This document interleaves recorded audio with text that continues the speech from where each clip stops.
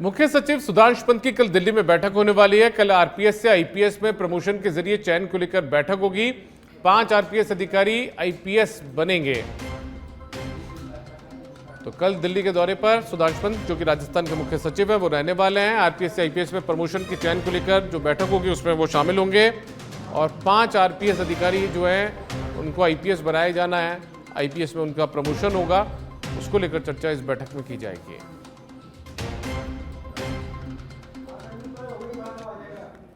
राजस्थान में पंचायत निकाय चुनाव को लेकर प्रेस कॉन्फ्रेंस हुई है। यूडीएच मंत्री झावर सिंह खर्रा ने पत्रकारों से वार्ता की। उन्होंने कहा कि राज्य सरकार की मंशा साफ है, स्पष्ट है। हम सभी निकायों के एक साथ चुनाव कराने को तैयार हैं। उच्च न्यायालय के आदेश की प्रमाणित प्रतिलिपि मंगवाई है। न्यायालय के फैसले का विधिक परीक्षण करेंगे। इसके बाद जो भी उचित कदम है उसे उठाया जाएगा। दिसंबर में निकाय पंचायत चुनाव करवाने की हमारी तैयारी है। सरकार की तैयारी पूरी है। ये बात खर्रा ने कही। वन नेशन वन इलेक्शन की तर्ज पर चुनाव होंगे। कोर्ट के आदेश का अध्ययन करवाया जा रहा है। कांग्रेस को विकास को लेकर दिक्कत है, ये बात भी उन्होंने कही। उन्होंने कहा कि किसी वैद्य और हकीम से कांग्रेस को इलाज करवाना चाहिए।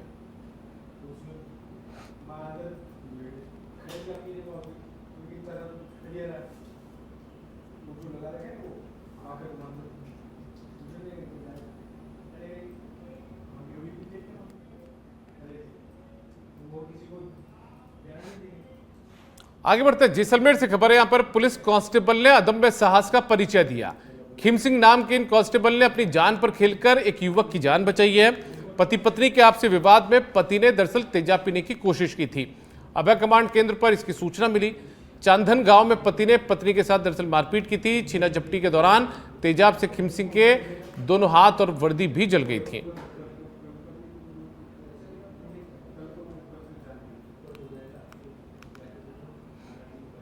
बीकानेर के खजुवाला से खबर है। यहां पर सड़क हादसे में एक युवक की मौत हो गई। आगे जा रहे ट्रक में जो बाइक थी वो जाकर घुस गई। घायल युवक को अस्पताल में भर्ती करवाया गया, जहां डॉक्टर्स की टीम ने उसे मृत घोषित कर दिया। सूचना मिलते ही पुलिस मौके पर पहुंची। पुलिस ने मामले की जांच शुरू की है। खजुवाला के चक 33 केजेडी के पास यह हादसा हुआ है। अब खबर जयपुर से। यहां पर नायला रोड पर कई जगह कचरे के ढेर लगे हैं। लोगों ने कानोता नगर पालिका चेयरमैन को ज्ञापन भी सौंपा। इन जगहों को चिन्हित करके कचरा पात्र लगाने की मांग की है। एनएसयूआई के प्रदेश सचिव राजकुमार बैरवा के नेतृत्व में ज्ञापन सौंपा गया। नगर पालिका क्षेत्र की समस्याओं से भी अवगत करवाया गया। कानोता बस स्टैंड शौचालय की सफाई समय पर करवाने की मांग रखी गई है। रोड लाइट ठीक करवाने और पर्याप्त पानी उपलब्ध करवाने की मांग भी की गई। सीकर के दातारामगढ़ से खबर है। यहां पर खचरियावास पे हिंसक श्वानों का आतंक देखने को मिला है। 3 दिन से लगातार श्वानों ने 2 दर्जन से ज्यादा बकरियों को अपना निशाना बना लिया, शिकार बना लिया। पूर्व सरपंच के खेत में हिंसक श्वानों के काटने से 1 दर्जन मवेशियों की मौत हो गई है। 10 बकरियां और बोधुराम एचरे की 6 बकरियों को निशाना बनाया गया। आवारा हिंसक श्वानों के आतंक से आमजन और पशुधन असुरक्षित है। प्रशासन से आवारा श्वानों को पकड़ने की मांग की गई है।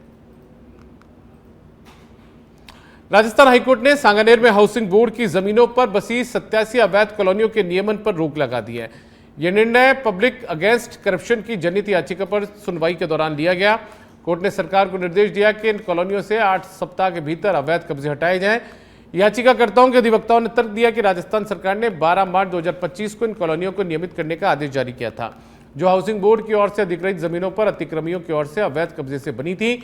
अधिवक्ता भंडारी ने बताया कि ये कॉलोनियां B2 बाईपास से सांगानेर के भीतर है और हाउसिंग बोर्ड ने इन जमीनों को काश्तकारों से खरीदकर भुगतान भी किया था। फिर भी अधिकारियों ने कथित तौर पर भूमाफियाओं के साथ मिलीभगत कर इन जमीनों पर कब्जे करवाए और अब उनका नियमन करने की कोशिश हो रही है। मार्च 2025 को राजस्थान सरकार ने नगर विकासीय आवासन विभाग ने एक नोटिफिकेशन जारी किया कि राजस्थान हाउसिंग बोर्ड ने जो जमीन एक्वायर की थी, जो उनके कब्जे में है, जिनमें अवार्ड पारित हो गए हैं, B2 बाईपास के उधर सांगानेर में वहाँ पर 86 कॉलोनियाँ बन गई हैं। वो सोसाइटी के पट्टे के आधार पे निर्माण भी चल रहे हैं।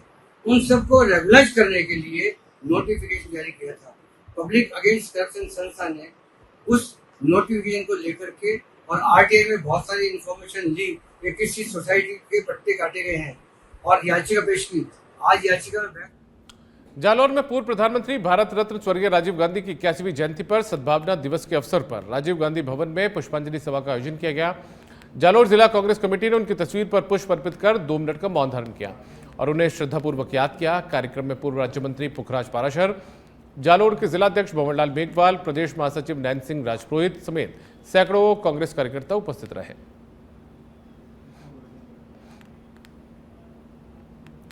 खबर हनुमानगढ़ से। दौसा जिले की लालसोट तहसील में तहसीलदार के साथ स्थानीय वकीलों की ओर से मारपीट और जानलेवा हमले का मामला तूल पकड़ता जा रहा है।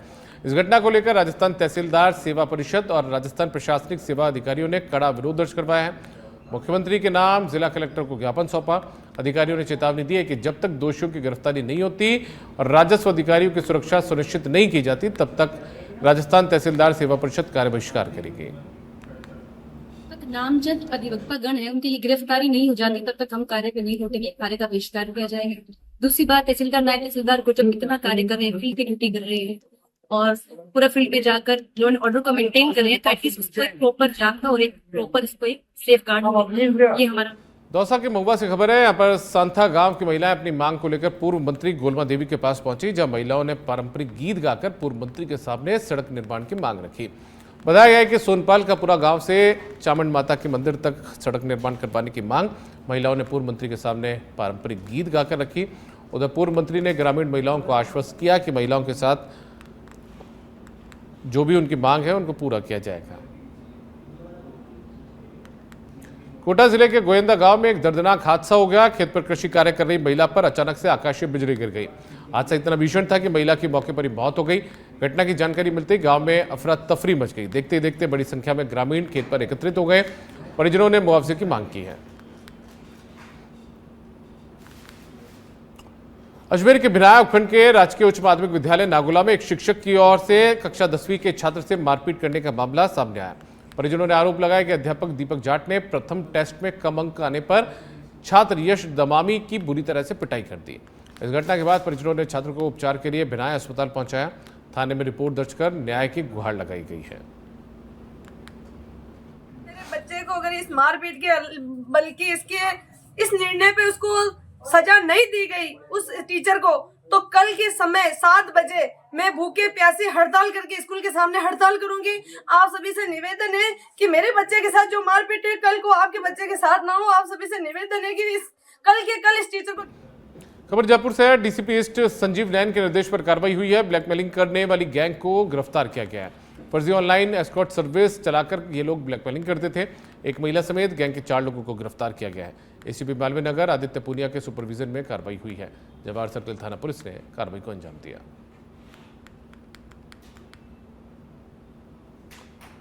केकड़ी थाना पुलिस ने चोरी के एक मामले का खुलासा किया है। मामले में आरोपी को गिरफ्तार कर लाखों की नकदी और वारदात में प्रयोग में ली गई बाइक बरामद करने में सफलता हासिल की गई है।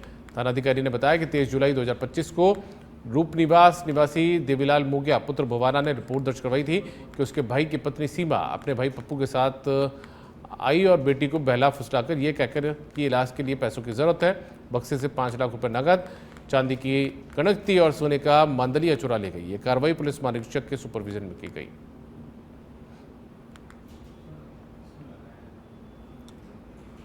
खबर भीलवाड़ा से। यहां पर सवाईपुर क्षेत्र के बड़लियास कस्बे समेत आसपास के ग्रामीण क्षेत्रों में एकाएक मौसम का मिजाज बदल गया। मेघ गर्जना के साथ बारिश का दौर शुरू हुआ। झमाझम बारिश के चलते फसलों को नया जीवन दान मिल गया, जिससे किसानों के चेहरे भी खिल गए।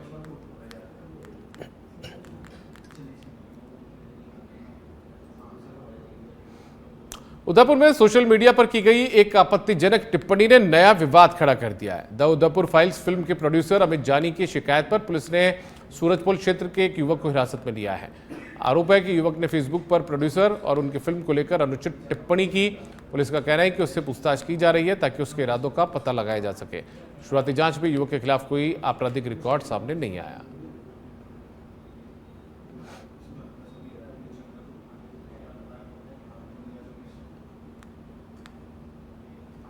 चूरू जिला मुख्यालय को सूचना मिली कि भालेरी रोड पर भीषण सड़क हादसा हो गया है। हादसे में 15 की मौत हो गई और 25 जनों के घायल होने की सूचना मिली, जिस पर जिला कलेक्टर अभिषेक सुराणा और पुलिस अधीक्षक जय यादव समेत आला अधिकारी मौके पर पहुंचे। साथ ही मेडिकल स्टाफ समेत संबंधित विभाग के अधिकारी कर्मचारी भी मौके पर पहुंचे। हादसे की सूचना पर प्रशासन में हड़कंप मच गया। मौके पर पहुंचे तो पता चला कि ये मॉक ड्रिल है। जिला प्रशासन ने सफलतापूर्वक मॉक ड्रिल का आयोजन किया। सूचना मिली थी बैलेज रोड पे एक बहुत भीषण सड़क हादसा हुआ है जिसमें काफ़ी संख्या में लोगों की मृत्यु भी हो गई और काफ़ी संख्या में लोग घायल भी हुए, जिसके अंदर टीमों का रिस्पांस देखा गया, कितनी जल्दी हम मौके पर पहुंच पाए, कितनी जल्दी एम्बुलेंस पहुंच पाई सिविल डिफेंस की, ताकि ज़्यादा से ज़्यादा लोगों का जीवन बचाया जा सके और तुरंत हॉस्पिटल पहुँचाया जाए, फर्स्ट एड दी जाए। तो काफ़ी अच्छी तैयारी के साथ सारी टीमें आई थी, सिविल डिफेंस की टीम भी, सभी विभागों की टीम ने अच्छा दिखाया, इसमें परफॉर्मेंस दिया है। तो प्रयास है कि निरंतर जो है हमारी सारी एजेंसियां सतर्क रूप से सजग रहें। इसी क्रम में आज एक मीटिंग का यहाँ आयोजन किया गया। हमें सूचना मिली कि तारानगर तिराहे पे हमारे रोड पे एक भीषण एक्सीडेंट हुआ जिसमें कई सारे लोग घायल हुए, कई सारे लोग, और फिर हमने सभी बांसवाड़ा के अर्थुना थाना क्षेत्र में स्टेट हाईवे पर टोल वसूली को लेकर ग्रामीणों का गुस्सा फूट पड़ा। टोल से परेशान लोगों ने सड़क के बीचों बीच बैठ चक्का जाम कर धरना प्रदर्शन शुरू किया। सूचना मिलते ही स्थानीय पुलिस मौके पर पहुंची, समझाइश का प्रयास किया गया, लेकिन ग्रामीण अपनी मांगों पर अड़े रहे। ग्रामीणों का कहना है कि उन्हें रोजमर्रा के कामकाज के लिए 20 किलोमीटर के दायरे में दिन में 10 बार आना जाना पड़ता है। हर बार टोल वसूली पूरी तरह अनुचित है। वहीं मांगे पूरी नहीं होने तक आंदोलन जारी रखने की चेतावनी भी दी गई है।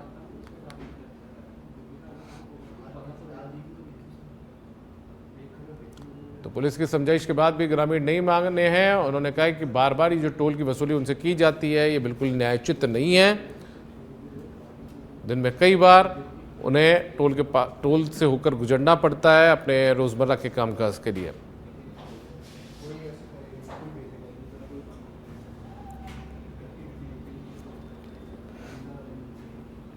खैरदल की भिवाड़ी थाना पुलिस ने अपनी एक बार फिर साबित कर दिया कि अपराधियों के लिए यहां कोई जगह नहीं है। दरअसल लोगों ने पुलिस को बताया कि कमरे के अंदर गुड्डू संदिग्ध अवस्था में पड़ा है और उसकी पत्नी बॉबी अपने रिश्तेदार अनुज के साथ घर से बाहर गई है।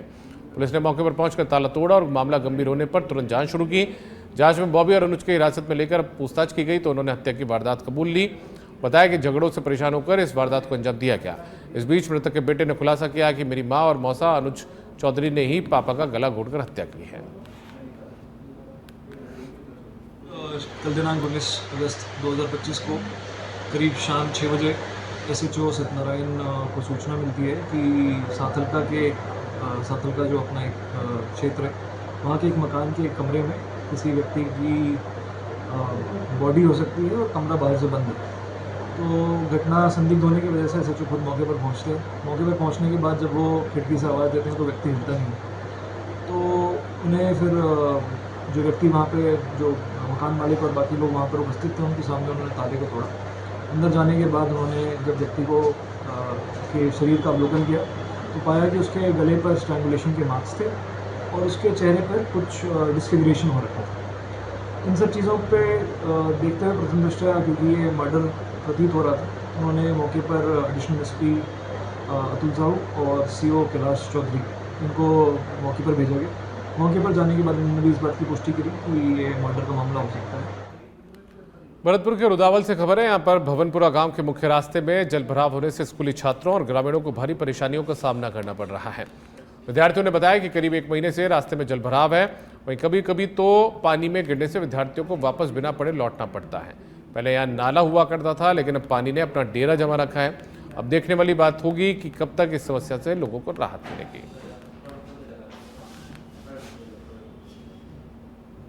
तो ये तस्वीरें आप देख लीजिए, भरतपुर के रुदावल की तस्वीरें हैं जहां पर गांव के मुख्य रास्ते में पानी भरा हुआ है और ऐसे में लोगों को यहां से निकलने के लिए परेशानियों का सामना करना पड़ता है। अब ये देखिए स्कूली बच्चे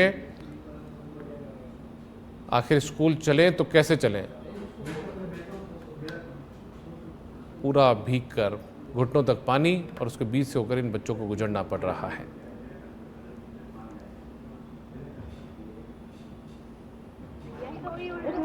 अनेक तरह के कीड़े मकोड़े होते हैं जिससे बच्चों को भी काट देते हैं। 1-2 बच्चे को भी काट दिया है। आप हमें MLA सर से निवेदन करते हैं कि आप इस पानी को जल्दी से निकलवाएं। प्रॉब्लम आ रही है, इसमें अनेक तरह के कीड़े मकोड़े होते हैं जिससे।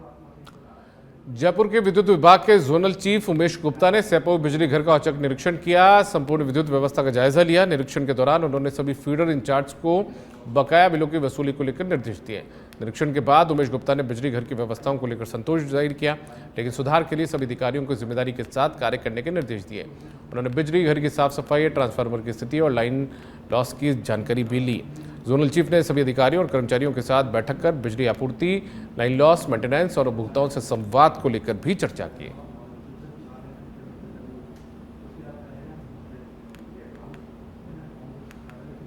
बांसवाड़ा की माई डैम में पानी की आवक और भराव को देखते हुए माही डैम के गेट खोले जाएंगे, जिससे पहले माई माता की विधि विधान से पूजा होगी। उसके बाद जिला collector doctor Indrajit Singh dam के गेट खोलेंगे। कितने गेट खोले जाएंगे फिलहाल इसकी कोई जानकारी नहीं है। लोगों को नदी नालों से दूर रहने की हिदायत और सलाह भी दी गई है।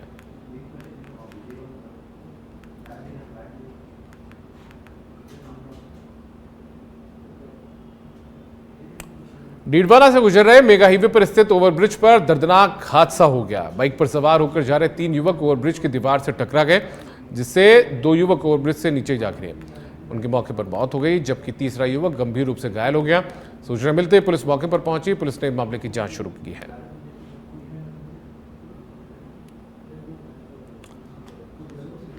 तो डीडवाना की ये तस्वीरें हैं जहां पर लाडनू फाटक ओवरब्रिज से 2 युवक जो हैं वो नीचे गिर गए।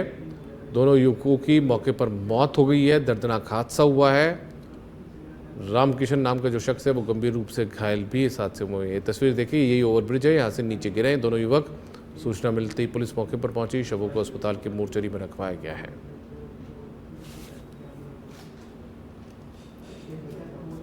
सूचना है कि पुलिया के ऊपर एक्सीडेंट हो गया। तुरंत मैं और एसएचओ साहब मौके पे पहुंचे जाब्ते के साथ। तो उससे पहले एक व्यक्ति जो मोटरसाइकिल पे घायल हुआ था, उसको 108 एम्बुलेंस हॉस्पिटल लेके आ गई थी और 2 व्यक्ति नीचे पड़े हुए थे, जिनको हमने चेक किया तो वो मृत अवस्था में थे, जिनको हॉस्पिटल आके मोर्चरी रूम में रखवाया है।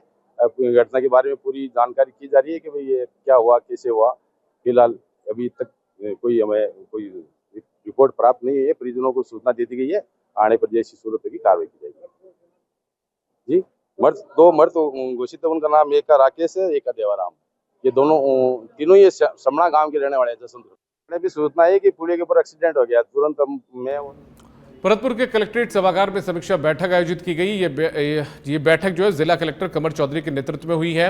उन्होंने कहा कि मुख्यमंत्री भजनलाल शर्मा का विजन है कि हर योजना का लाभ जल्द से जल्द आम जन तक पहुंचे। साथ ही विभाग के अधिकारियों को चिताया कि अपने अपने विभागों की योजनाओं को गंभीरता और संवेदनशीलता से लागू करें। भूमि आवंटन, डीपीआर और निविदा प्रक्रिया को प्राथमिकता से पूरा करने के निर्देश दिए गए। कलेक्टर ने बंद बारेठा बांध के पास जूलॉजिकल पार्क, एक्वेरियम और सलीम अली सेंटर की स्थापना के लिए कार्य योजना बनाने को कहा। कलेक्टर ने स्पष्ट कहा कि अधिकारी टीम भावना से काम करें। योजनाओं की गुणवत्ता पर कोई समझौता नहीं होगा। हर पात्र व्यक्ति तक सरकार की योजनाओं का लाभ समय पर पहुंचना चाहिए।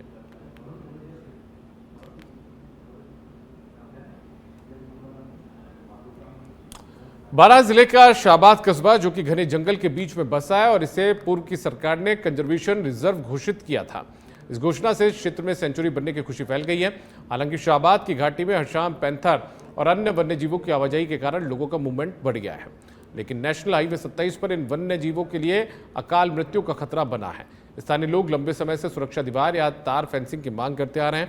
इस मुद्दे को गंभीरता से लेते हुए जिला कलेक्टर रोहिताश सिंह तोमर ने शाहबाद घाटी में सुरक्षा दीवार और अतिरिक्त रोड लाइन बनाने के निर्देश दिए, ताकि वन्य जीवों की सुरक्षा सुनिश्चित की जा सके। शाहबाद कंजर्वेशन रिजर्व क्षेत्र में आए दिन पैंथर की आवाजाही के चलते लोगों में एक ओर तो खुशी है, तो दूसरी ओर एक चिंता का विषय यह भी है कि सरकार द्वारा इस क्षेत्र को अभी तक संरक्षित नहीं किया जा रहा और ना ही यहाँ पर कोई चार दीवारी या तार फेंसिंग की जा रही है। हमारे साथ कुछ बुजुर्ग भी हैं, उनसे भी हम पूछना चाहेंगे कि क्षेत्र की इस समस्या को लेकर क्या कहना चाहिए। यही है कि वो सेफ्टी वाल बननी चाहिए, जिससे जो है आम आदमी सुरक्षित रहे, आम आदमी को। तो ये पैंथर की जो आवाजाही अभी बनी हुई है, उसको लेकर आप क्या कहना चाहोगे। आवाजाही जो बनी हुई है अभी दिख रहा है पैंथर क्षेत्र में, इसीलिए तो बनना जरूरी है ना भाई। चार फेंसिंग हो या जो दीवार रखाई है, कंजर्वेशन घोषित होना चाहिए।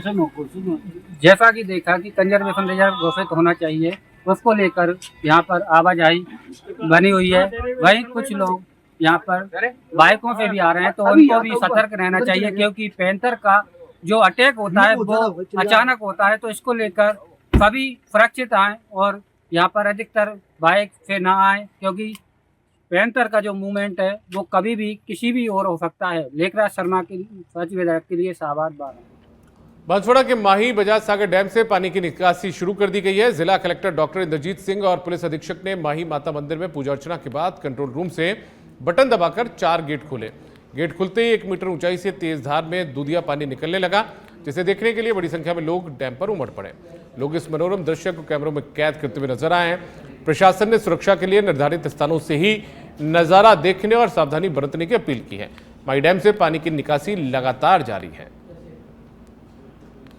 इस वक्त में बांसवाड़ा की लाइफलाइन कहे जाने वाले संभाग का सबसे बड़ा माही बांध और इसके माही बांध से निकलती हुई ये जलधारा दूधिया पानी को देखने के लिए यहाँ पर बड़ी संख्या के अंदर में लोग आए हैं। आपको बता दें कि लंबे समय से यहाँ पर माही डैम खुलने का इंतजार था।